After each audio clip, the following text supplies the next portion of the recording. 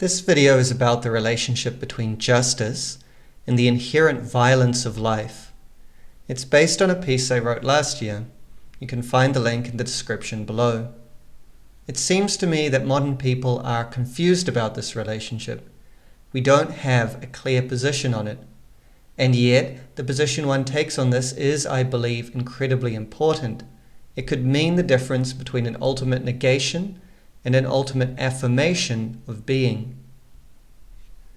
I started thinking about this when reading a passage in Nietzsche because he puts the problem so starkly. This is from On the Genealogy of Morals. To speak of just or unjust in itself is quite senseless.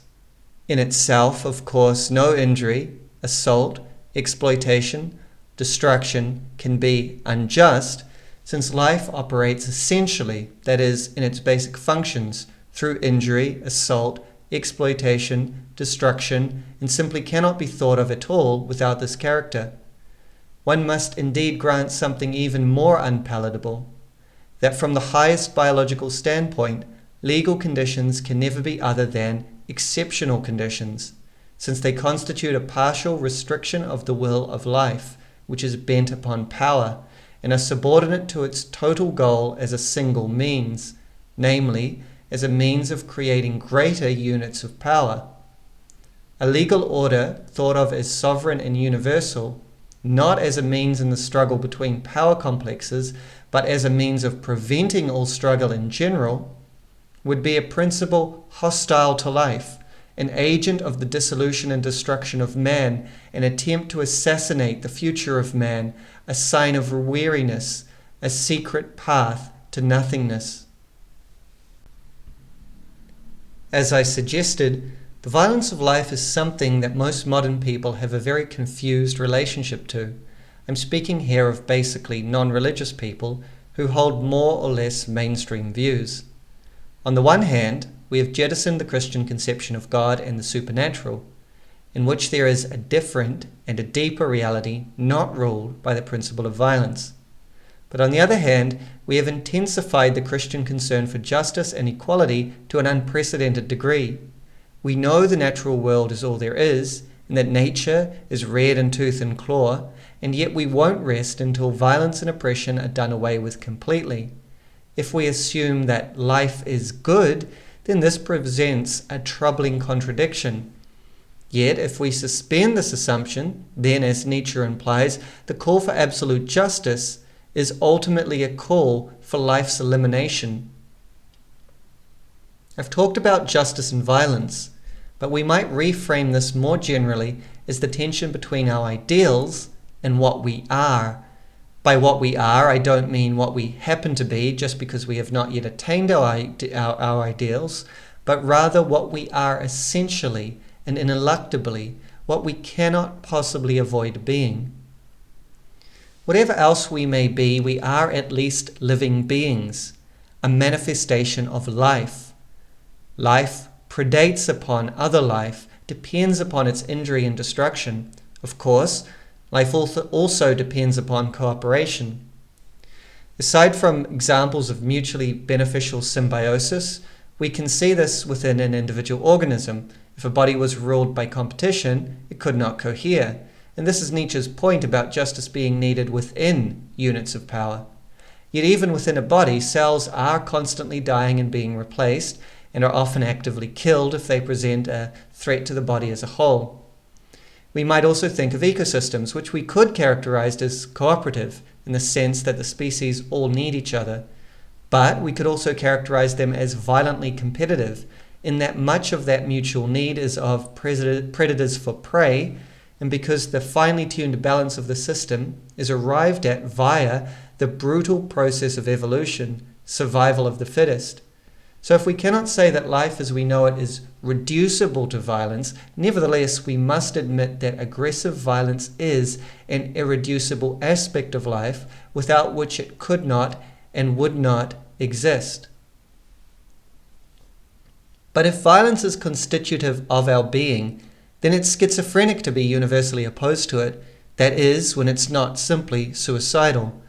Such an opposition is likely to drain away our vital strength, and rejoicing and cast a deep gloom over our existence, dooming us to forever despise ourselves. Nietzsche's affirmation of power and violence as basic conditions of life is one way out of this. Another way is religious, that the natural world is violent but is not the fundamental reality. This is the Christian notion of nature as fallen and the Christian promise of a perfected world to come. This makes the tension a war between worlds rather than between human thoughts and the biological brains that produce them. If our ideals are rooted in a transcendent realm that is, in a sense, more real and potent than the immanent world we live in, then fully pursuing our ideals need not undermine the conditions of our very existence. There are, of course, problems with this position. What exactly is the other world, and how exactly could it be? While faith in it might relieve us of the sense that fighting ourselves is futile, it creates a deeper level of self-conflict if it cannot convince our intellect. I'll talk about all of this in a moment. But then, after that, I'll explore a couple of alternative approaches to the problem, approaches that are at once religious and yet reconciled to the world as it is. In these, the transcendent and immanent are both real but separate, though these two are not without their problems. Finally, I'll offer a couple of suggestions as to how we might move past our present confusion. The first approach to the problem that I'll talk about is Christianity, the worldview that modernity emerged out of. Here is a key biblical prophecy from the book of Isaiah.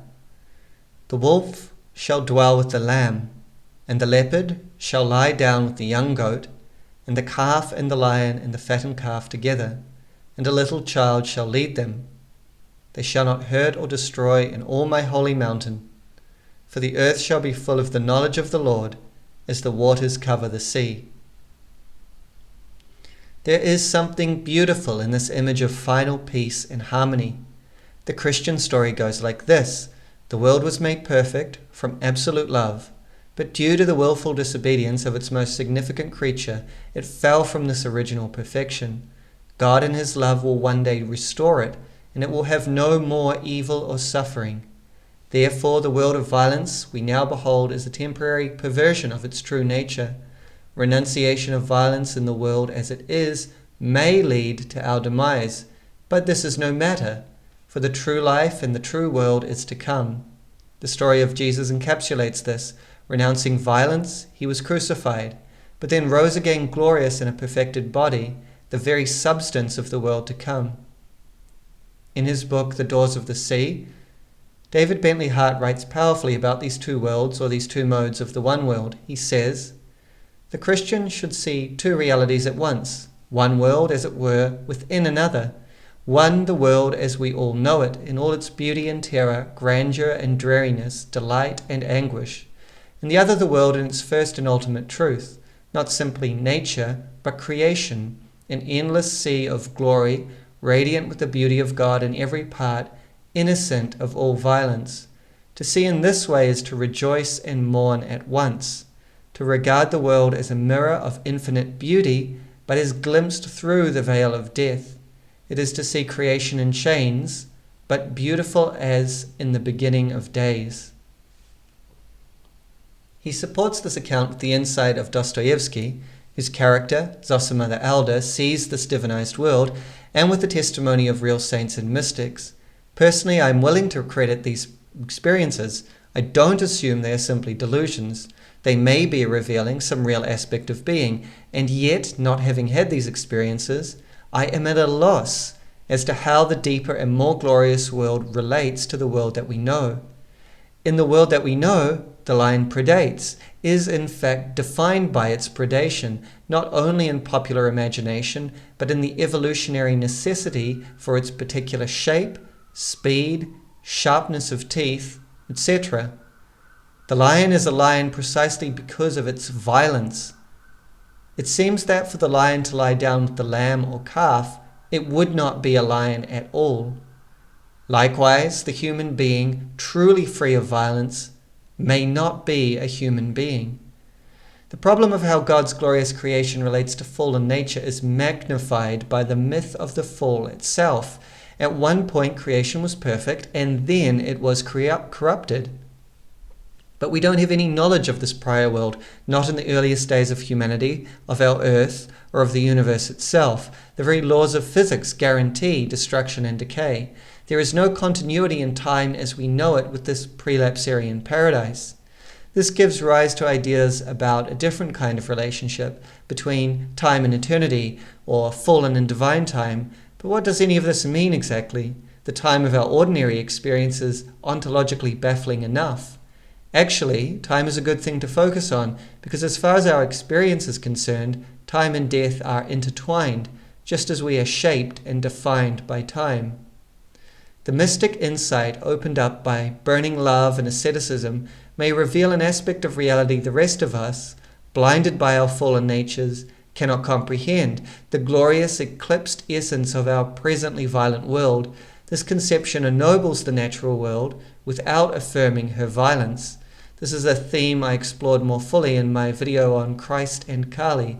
You can find the link to that in the description. Nevertheless, there are, at the very least, rational difficulties with this approach. In any case, we in the modern West have cast aside this whole notion as fantastical, however right or wrong this casting aside may be. Generally, we now hold that the only world is this world that we can all experience and measure. And yet it also seems that no civilization has been more obsessed with ideas like equality, love, and justice. According to the culturally dominant worldview, all violence and oppression must be done away with, at least among human beings, though increasingly also in our relation to the natural world.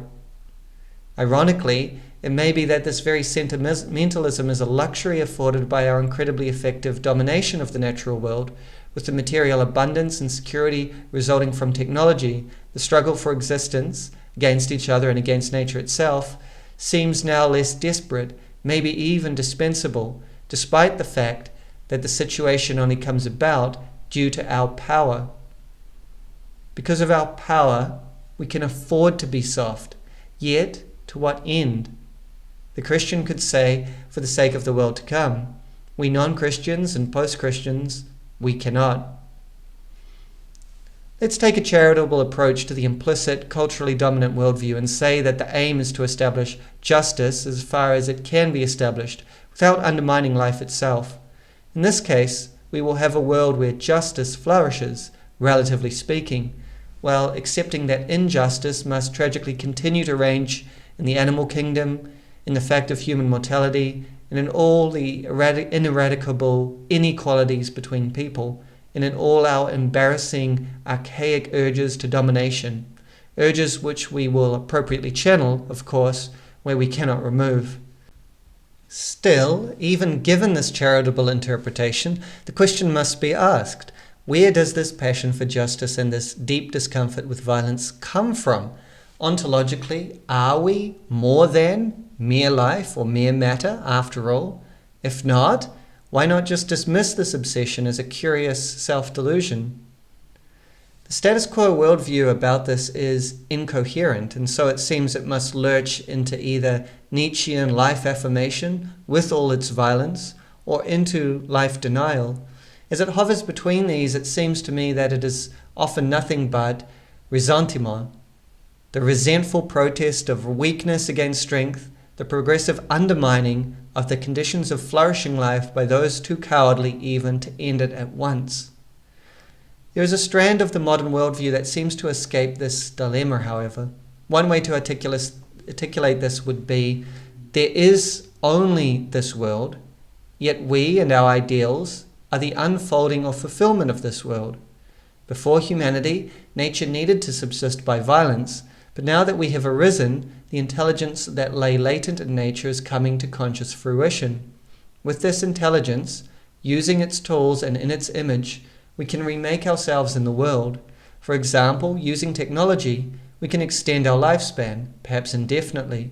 We can enhance ourselves, cyborgize our brains and our bodies.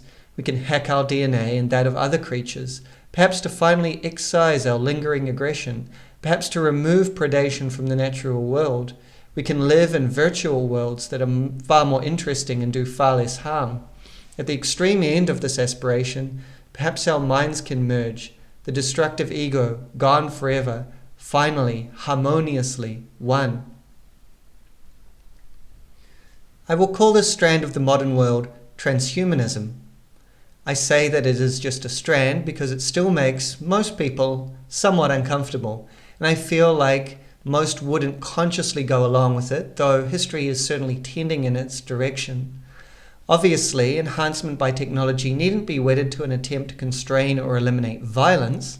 If we consider the technologies of war, the effect has generally been the opposite. But this does tend to be the case. Because the strand of the modern world is quasi-religious, it strives to have transcendence within immanence. It suggests that we can regain the religious hope for salvation without buying into fables of the supernatural. But the price we pay is twofold. First, the technological transformation of everything, and second, following from this, the loss of ourselves. For better or worse, transhumans will cease to be human.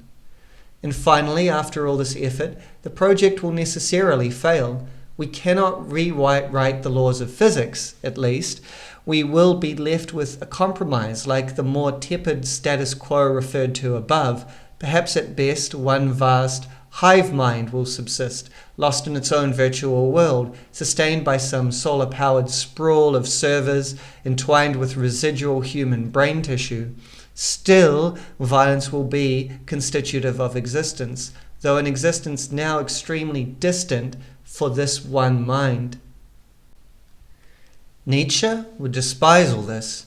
Neither the Christian, the modern confused, nor transhumanist approaches affirm and rejoice in life as it is. Though the transhumanist may seem an example of humanity's triumphant will to power, I suspect Nietzsche would reject this. Is what triumphs here life or intellect, and only a certain kind of intellect at that? Nietzsche loves life, and by directing our attention to what life is and does, namely violence, the domination and destruction of other life, he offers us an opportunity to embrace our own life forthrightly without self-denial. This is not passive resignation, a sad awareness that I must harm and destroy, and be harmed and destroyed in turn. The life that I am is dynamic. It asserts itself, grows, reaches forth, conquers, and rules. It is ever moving and striving, and there is joy in all this essential activity of life. Nietzsche's vision is of life lived fully, and therefore joyfully, while fully recognizing the tragic reality that we must eventually be defeated and destroyed. I mean tragic here in the rich aesthetic sense of that word. This is the Dionysian vision, hot, ecstatic physicality rather than cool Apollonian ideals. Yet this does not mean mere savagery. Culture and intellect are an integral part of who we are, and it would be ridiculous to try and abandon them, as it would typically be absurd to regress to crude physical violence to get whatever we want. But Nietzsche is clear about the hierarchy. Culture and intellect are to serve life, to enhance the feeling and expression of it. They are not, flowing as they do for Nietzsche, out of it. They are not independent standards by which to judge it. Nietzsche is a vitalist. This, by the way, shines some further light on the difference between the Nietzschean and transhumanist. The transhumanist is basically a mechanist. Life, like everything, is just a mechanism that can be taken apart and reassembled. For Nietzsche, life is fundamental, a self-organizing force. But would Dionysian existence really be a life fully lived? Is there not, after all, more to life than the life force? Is there not something else that life itself is for? There is a sense in which the intellect, for example, flows out of life, but there is also a sense in which it is independent. It has its own standards, values, and aspirations. Its objects have their own reality, mathematics being the clearest example of this. And there are different kinds of intellect, from the contemplation of God or absolute being, down to the technical intellect that would take apart and reassemble the world. There are also moral values, the pursuit and realization of which make life worth living, justice being one of these. Max Scheler has argued persuasively for the reality of values and their arrangement in a hierarchy. We will return to this later. The spiritual or intellectual values are intrinsically higher than the vital values that Nietzsche invokes, yet that does not mean the latter should be neglected or even impatiently borne with. They should be appropriately fulfilled and affirmed. If Christianity holds that immanent nature will be transformed or restored to its transcendent origin, Nietzsche would have us wash our hands of transcendence completely. And yet this doesn't seem possible, or if possible, it would be an impoverishment of the human experience. So is there a way to affirm a transcendent reality and the immanent natural world just as it is? One of the greatest examples of this can be found in Hinduism, a religion renowned for the most austere asceticism and uncompromising monism on the one hand, and the most scintillatingly vital panoply of deities and myths on the other. Even in the most monistic streams of Hinduism, there exists a bold affirmation of the world as it is. The following is a quote from Sri Ramakrishna, the great 19th century mystic and all but illiterate synthesizer of different Hindu traditions, who might be taken therefore as an authentic summation of that vast and varied religion. He says, "He who is attributeless also has attributes. He who is Brahman is also Shakti.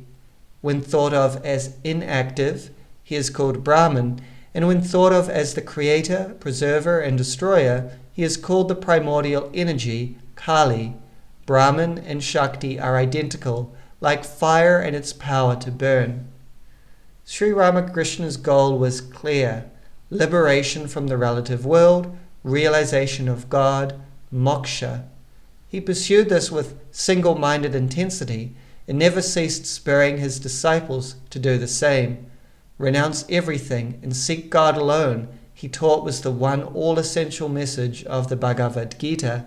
And yet he uttered the quote above and taught that when you have renounced all and realized God, you will also see that God is everything you left behind.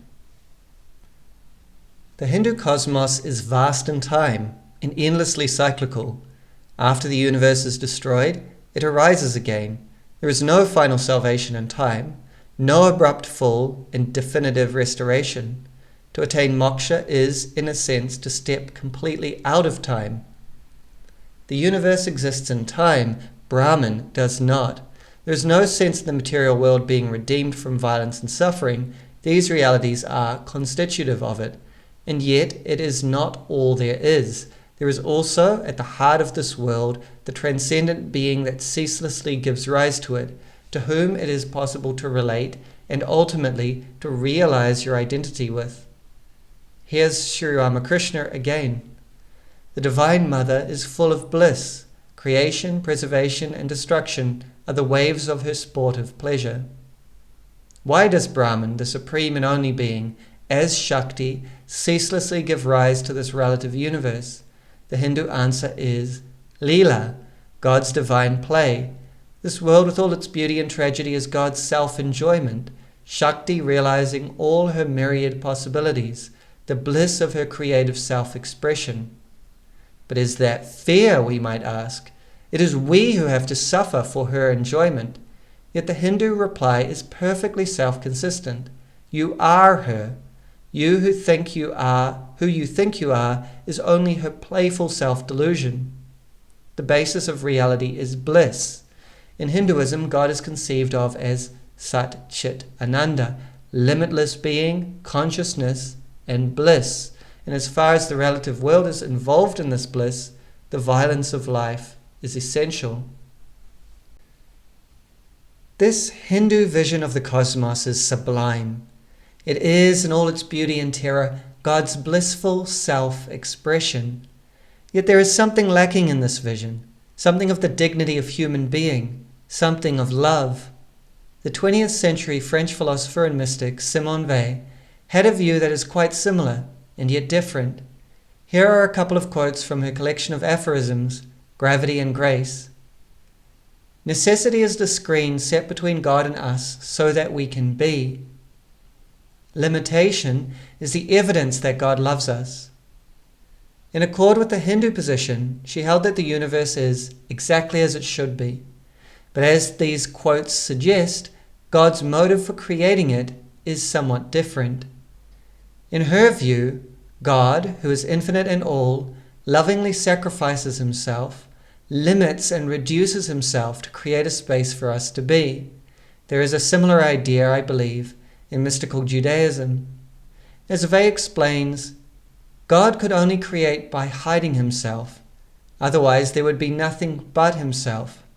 For, if we were exposed to the direct radiance of his love, without the protection of space, of time, and of matter, we should be evaporated like water in the sun. As limited beings, we must be embedded in limitation in order to exist. As other than God, he must remain in a sense distant and hidden from us, for us not to be consumed by him. This limitation and absence of God is simply necessity, the very stuff of the universe, time and space, the laws of physics, change, suffering, death, and violence. For this reason, for Weil, our very wretchedness becomes a way to experience God's love for us, and so to love him in turn. Although she was never baptized, Weil was powerfully influenced by Christianity and reported having mystical encounters with Christ. This Christian influence is perhaps why love, suffering, and self-sacrifice feature so strongly in her thought. As God sacrificed himself in creating the universe in which we could be, we must imitate his action and decreate ourselves out of love for him. Briefly, this means allowing our ego to die completely. The universe with all its violence and suffering therefore becomes the indispensable scene for an exchange of love, God sacrificing himself for us, we sacrificing ourselves for him. They did not believe in God until she experienced him, unexpectedly and directly. What God is a question too vast to explore right now, but for Weil at least, what she experienced was a reality far more real than the everyday physical world. If we accept with Nietzsche that God is dead in the popular imagination, we must nevertheless acknowledge that the phenomenon called God remains extraordinarily powerful and transformative to the few who do encounter it. It is not good enough to simply and unequivocally exclude it from our worldview. Weil integrates God in the world exactly as it is, yet her approach is perhaps compromised by a too intense asceticism. She says, but God can only love himself. His love for us is love for himself through us. Thus, he who gives us our being loves in us the acceptance of non-being. Hearing this, we might ask, is this really an adequate description of love? But I think that the central claim that God's universe is constituted by limitation, and thus violence and suffering, in order to be at all, I think that this is a compelling one. It has no need of a mysterious fall somewhere in the primordial mists of time. It seems that if we speak about a fall at all, it is an ontological distinction, the sheer fact of not being God. The question of the relation between the violence of life and justice in itself is a question about the immanent and transcendent. We can discern at least 5 clear positions on this. We have the extremes. First, the Nietzschean affirmation of life, including all its violence. In other words, all immanence, no transcendence. And on the other end of the spectrum, the moralistic denial of life due to its violence, or immanence nullified by transcendence. And we have the more nuanced positions, the Christian belief that life is only violent in the fallen creation, that violence is not essential to life, and that creation will be restored to just perfection. This is immanence infused with and transformed by transcendence. The Hindu and Vaiyan belief in both a transcendent God and the essential violence of life, immanence and transcendence, related yet eternally separate. The transhumanist endeavour to transform life using immanent means, transcendence somehow within or projected into immanence. This may ultimately be a position that is more confused than clear. And finally, we have modern confusion. The status quo in the modern West is unclear and confused regarding this question. We deny the existence of any transcendent realm and claim to celebrate immanence. And this is largely true as far as, say, sexuality goes. But we condemn violence maybe more than ever before. In general, we tend sometimes to Nietzschean affirmation, sometimes to moralistic denial, sometimes to transhumanist transformation, yet we are uncomfortable with each of these options. This situation is dangerous. It saps our sense of meaning, saps our strength, and fuels our tendency to resentment. It seems to me that reintegrating the Nietzschean affirmation of life, including its violence, is indispensable to the health of our civilization. This is the most immediate remedy for a consuming sense of guilt about our, individual and collective, existence, excellence, and dominance. Now, let's be clear. This is not to justify anything, to declare it just, but to acknowledge necessity and have gratitude for the necessity by which we benefit.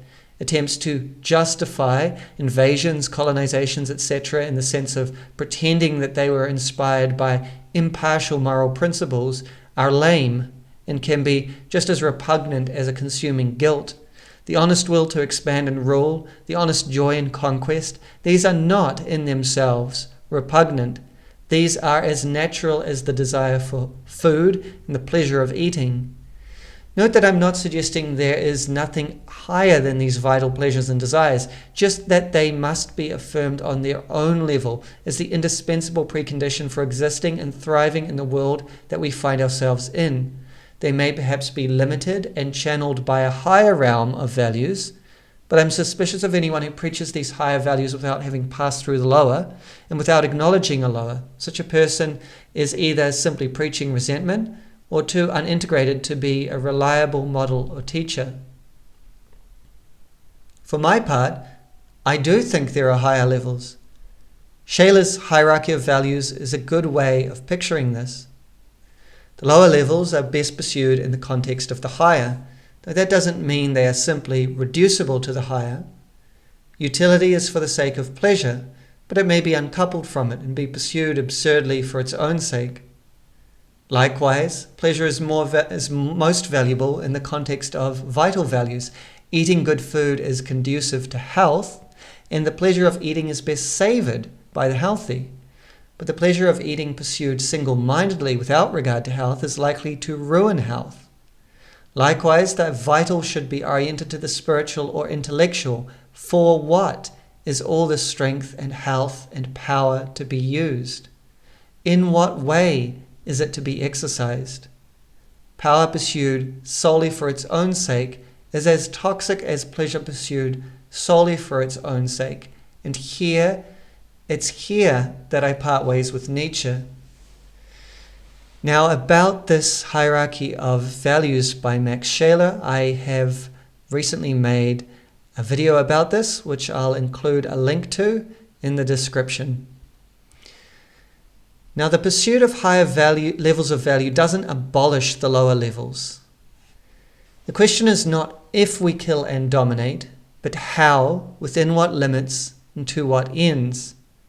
Vital power is also, generally, the fuel by which we approach the higher levels, and it is in turn stimulated by the higher levels.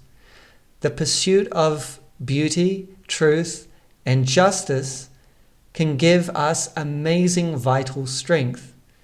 In his book on ressentiment, Scheler objects to Nietzsche's characterization of Christianity as a religion of resentment. Yes, he says, it can be in practice, but it isn't essentially. The trouble is that moving above the vital level can look very much like attacking it from below. The early Christians, he says, gave their lives away in agapic love out of an abundance of vitality. An abundance of vitality, inspired by the boundless hope of eternal life and the experience of God's love.